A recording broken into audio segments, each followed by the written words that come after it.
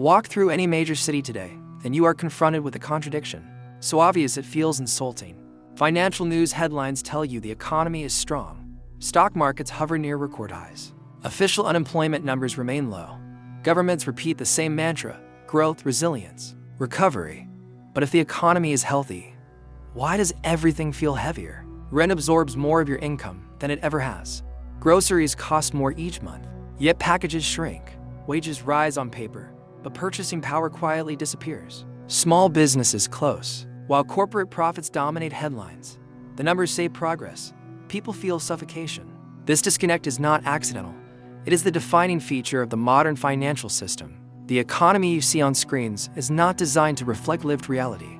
It is designed to maintain confidence. Markets are forward-looking narratives, not mirrors. And confidence is the only thing keeping a debt-based system alive. Because when confidence breaks, everything follows. What we are experiencing now is not a normal slowdown or cyclical recession. It is the late stage of a system that has been artificially sustained for over 15 years. The economy is not growing naturally. It is being propped up, stabilized, and anesthetized.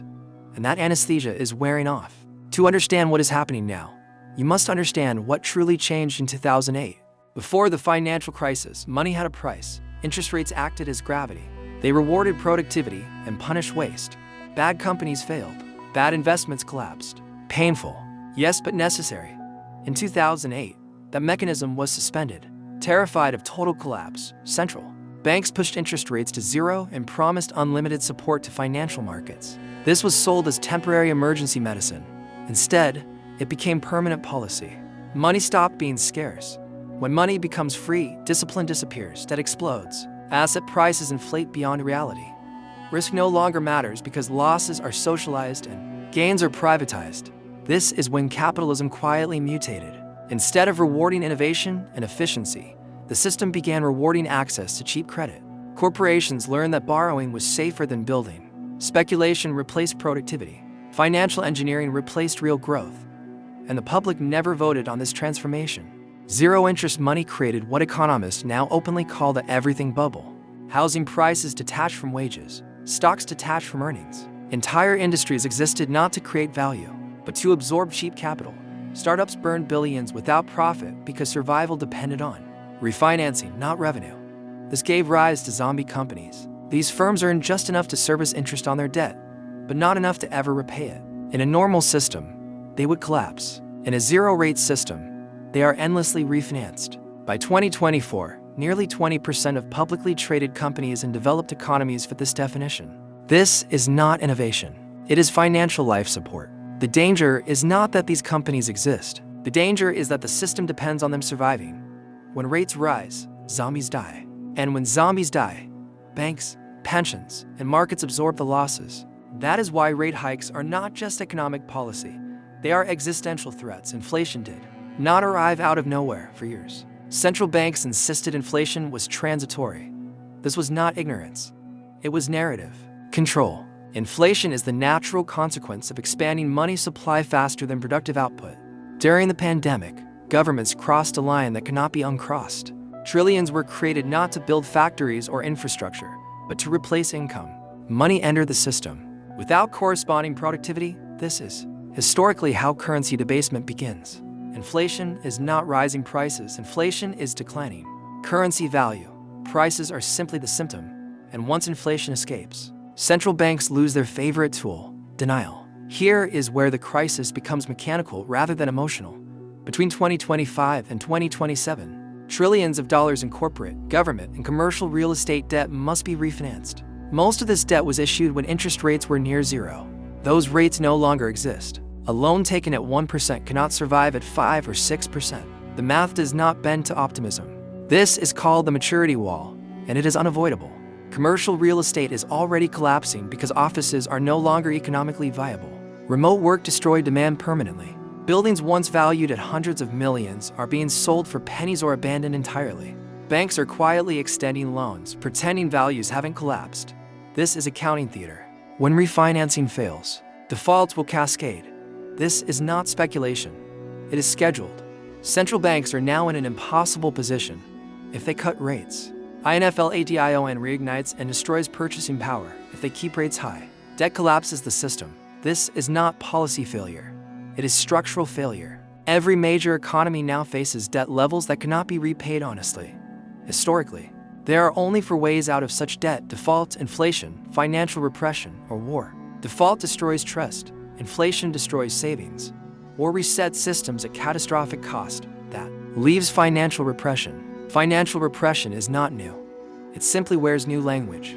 It means keeping interest rates below inflation. It means capital controls. It means restricting how and where money can move. It means forcing savings into government debt through regulation. And increasingly, it means eliminating cash. Central bank digital currencies are not innovations. They are enforcement tools. With programmable money, spending can be restricted, taxed automatically, or timed to expire. This is openly discussed in central bank white papers. Without cash, bank runs become impossible. Withdrawals can be frozen instantly. Compliance becomes mandatory. The justification will always be safety, efficiency, and stability. The result is control. This is not unprecedented. In 1933, during a banking crisis, Americans were forced to surrender their gold under threat of imprisonment. The dollar was then devalued overnight. Savings were confiscated legally. The precedent exists. Every time a system collapses, the rules are rewritten after the fact. Assets that were once legal become restricted. What was once your money becomes systemic risk. The mistake people make is assuming modern systems are kinder than old ones. They are simply quieter. While the public argues about headlines, capital moves silently. Wealth is flowing into physical assets, farmland, energy, commodities, and precious metals, not for returns, but for durability. The goal is no longer growth. It is survival. Paper claims depend on trust. Physical assets depend on reality. This is why central banks themselves are accumulating gold at the fastest pace in decades. What they say publicly and what they do privately do not match. That should concern you. The most dangerous collapse is not financial. It is psychological. Trust in institutions is evaporating. Trust in currency is weakening. Trust in the future is shrinking. When trust breaks, systems fragment. Official economies continue on paper. Informal economies grow beneath them. History shows that once confidence breaks, it does not return easily. The system survives only as long as people believe in it. When the rules change, numbers on screens do not protect you. Ownership does. This is not about fear. It is about awareness. The system is not ending tomorrow, but it is changing permanently. The question is not whether the economy will reset. It always does. The question is where you will be positioned when it does. Because when the music stops, the difference between security and chaos is not how much money you had, but how well you understood the game. The final evolution of this system is not a crash. It is a transformation. For decades, money has been drifting further away from physical reality. Cash became plastic. Plastic became APPs. Apps became invisible numbers synchronized across global servers. What comes next is not speculation. It is already being tested. Central bank digital currencies represent a fundamental shift in the relationship between people and money. Unlike cash, digital currency is not neutral. It is programmable. It can be restricted, delayed, taxed instantly, or rendered unusable based on policy decisions. This is not theory. Central banks have published frameworks openly describing how money could be limited to specific goods, specific locations, or specific time windows. Spending could be encouraged or punished automatically. Savings could be discouraged by negative interest rates applied directly to accounts. Under such a system, money ceases to be property and becomes permission. The justification will be stability. The reasoning will be efficiency. The marketing will be safety. But the consequence is dependence. In previous eras, people could step outside the system temporarily. Cash allowed anonymity. Gold allowed escape. Physical assets allowed autonomy. In a fully digital system, there is no outside. Every transaction becomes a data point. Every purchase becomes a behavioral signal. Every deviation becomes visible. And once visibility exists, control inevitably follows. The most important question is not whether the system will survive. It will. Systems always survive by changing their shape. What fails is not the structure, but the people who fail to adapt to it. The real question is who benefits from the next version of money. Every major financial reset in history has redistributed power upward. Crises do not erase hierarchies, they sharpen them. Those who understand the rules before they change position themselves. Those who don't are absorbed into the consequences. This is why financial literacy is no longer optional.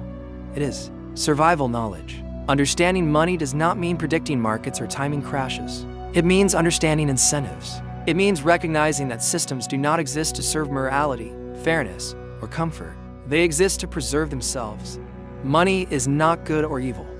It is a language of power. Those who speak it fluently negotiate with the system. Those who don't obey it unknowingly. The coming years will reward adaptability, ownership, and clarity. They will punish blind trust, leverage without understanding, and dependence on narratives instead of mechanics. The collapse people fear is not sudden chaos. It is slow erosion. And erosion is only dangerous if you don't notice it happening. The system will not announce the reset.